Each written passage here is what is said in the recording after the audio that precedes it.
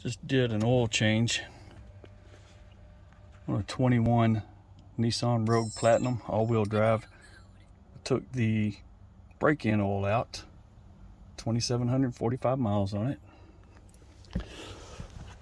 I wanted to show you the difference in the break-in oil at 2,745 miles versus new oil. It is dark.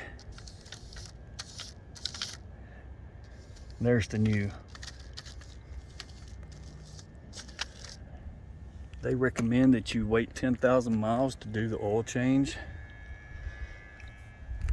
It would be filthy, dirty, nasty by then. No way.